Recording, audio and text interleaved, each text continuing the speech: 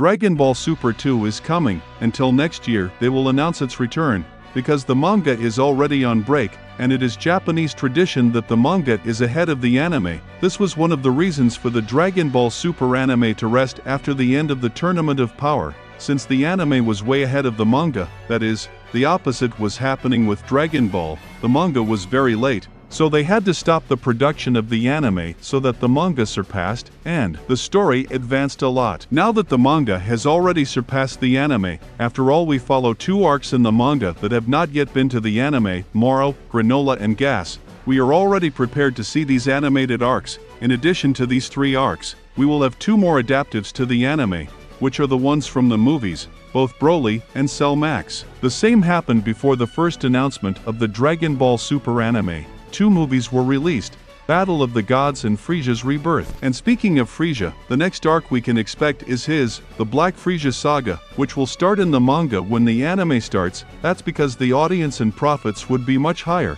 with the anime and manga running at the same time. So while we will have a lot of fun watching the main events of the manga in the anime, like Goku and Vegeta's fight against Moro, the death of the Angel Mirrors, the Ultra Instinct and the Ultra Ego, we will be able to read the future of the Frieza saga, you know? Taking advantage of this hook, I'm going to tell you everything that, for sure, we'll see in the Black Frieza saga. After all, during the anime we had several clues about Frieza's true plans for the future, so it's not too difficult to predict what's next, in a positive way, of course, because if we could predict everything, it wouldn't be interesting, even because Dragon Ball is a surprise box. So besides what I'm going to say here, many things will happen. That being said, let's go. For starters, it is certain that Goku will train with the Daishinkan, because after seeing the enormous power that Frieza has acquired, Goku realized that he needs to evolve a lot to reach it, and the only way for him to achieve this is by training with the Daishinkan, as Whis has already taught him all he had to teach, so much so that when Goku questioned Whis about how to achieve the true Ultra Instinct,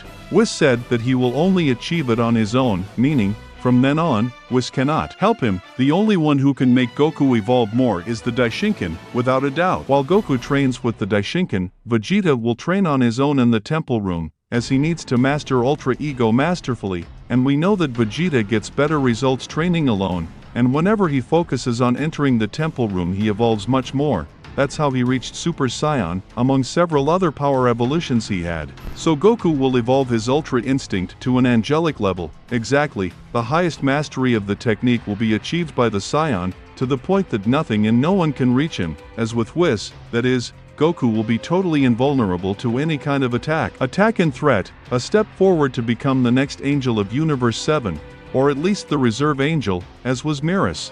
And Vegeta will reach the mastery of Ultra Ego, mastering the energy of destruction at the same level as Beerus. In this way he can help Goku in the fight against Frieza, Goku helping in the defensive and Vegeta in the offensive, thus making a perfect combination. But while they train to reach this level, Frieza will go after the gods. He wants to be the emperor of all the universes and rule over the Xenos, so he will organize a new extremely powerful army, and he will organize a plan to ruin all the gods.